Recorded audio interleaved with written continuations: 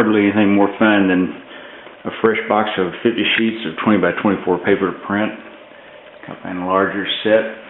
The water temperature's gotten really good, and I've got tons of negatives I need to print. This is one at Canon de Chelly. I got up on my camera case, got as high as I could get to kind of open up this bottom part. And there was some dodging. My enlarger kind of prints a dark band down this side because terrible old enlarger. Some little dodging here and there, but I'm happy with this burning through and a little spotting to clean things up. I was pleased with the way this turned out, and I was happy to have it so big.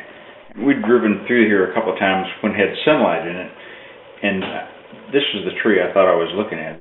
Extraordinary cottonwood tree that we left and came back a couple hours later to get it in the shade. The sun has just gone behind a big cliff that's just behind these trees. You can see the sky's burned out, but I thought I was going to look at that, but when I got on foot, I realized it was kind of more of a whole scene. I got up pretty high to get a little more of the road shape. I backed up and picked up this tire, and it's a nice big scene that you can kind of get into and see what you're looking at. I built my darkroom to print 20 by 24 prints, so I can really handle them pretty well. I've got the enlarger set up, the trays are set up, the sink's big enough. I think I'd parked and hidden back in here to spend the night in my truck and driven out this far. This is with a 450 lens on a 5x7, but it was just bitterly cold. And I love the sunlight just coming in just as it had gotten over the horizon and the moon going down.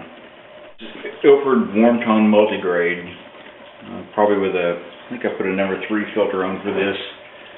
Came up from a 2 to a 3. I love multigrade because you could just step up a half filter or down a half filter, and it doesn't change the exposure.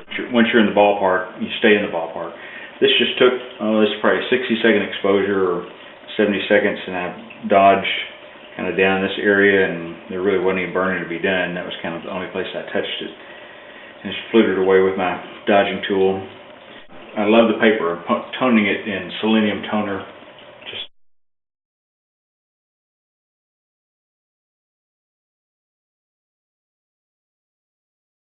I start off really, really tight and probably made it too contrasty, and I kind of keep backing up, include this, include that.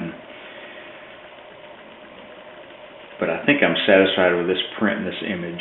My enlarger still prints kind of a dark edge down this side, so I had to work on that and work on the other edges, but I got everything balanced pretty well.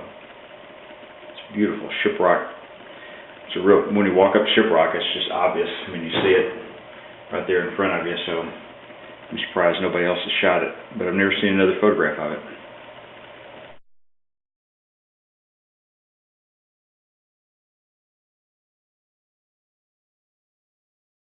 I've been shooting white trees, and so of course then you start looking at black trees, and this is in the summer or in the winter when all the leaves are down, so the cedars really stand out, and the shadow just seemed to be projecting itself into the woods. It was a little bit of a difficult negative because it's dark on this end and really light down there, and I had to balance that out, and I kept having to back off on the contrast. It was the last negative I printed today, and it took the most work. But I think I got it. Anyway, I'll be happy to look at this on the wall for a few days after I get them out of the toner and get them dried. The negative kind of starts off thin right here and goes more dense, so it's darker here and then lighter here. It's kind of the way the light was going. So anyway, 180 seconds overall while I flittered around there and up and down there, and then I put another 90 seconds kind of in that area right there. On my negative envelope, I wrote all that information down. So this is pretty interesting tree. It's got a little hole in it. I'm sure there'll be some spotting to take out some spots and knock down some high points and just smooth things up. I'll probably take a few dots out of this cedar tree and make it a little darker until that's going to go right there.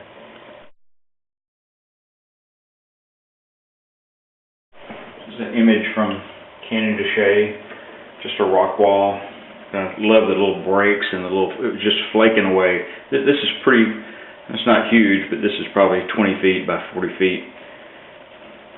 I put it on one of my telephoto lenses and kind of flattened it out a little bit. And I had to be careful with the print. I printed one that was just slightly too dark. and I think this lighter one is going to be satisfying to look at. And there was a little bit of dodging burning just because of my uneven and larger illumination, but not too bad.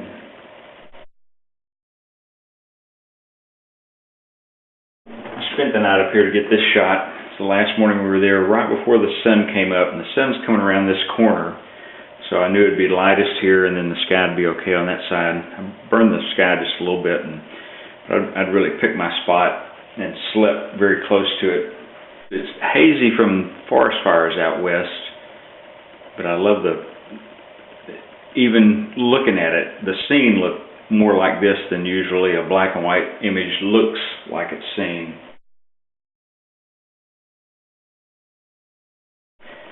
It's quite pretty. And then the sun came up and I got a great shadow running and kind of shot all the way through the sunrise, but you know, the shots were from 6:50 to about 7:03, and then that was it. It's a really well-behaved negative, and I just love the South Dyke. Looks like a buried dragon.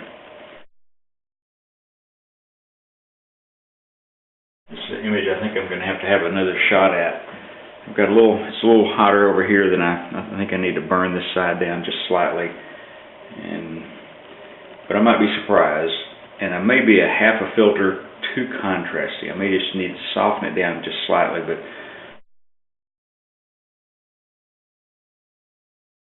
I really was looking at this bokeh and that bokeh and the texture of the tree and kind of the bokeh up here and kind of the sculpture of the whole thing.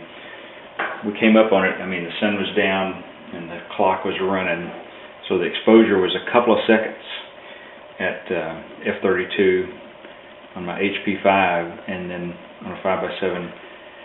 And like I say, this negative looks close. Maybe I just need to burn it just a little bit. I'll know more after it dries down. Then I've got to do some spotting to take down some just spots and smooth things up in general, and smooth out the trunk and take out anything that kind of jangles through the image.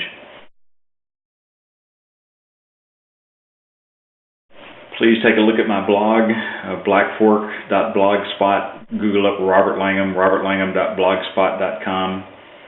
I'm always posting new images, and of course any of these are available if anybody is so interested. Thanks. Happy shooting.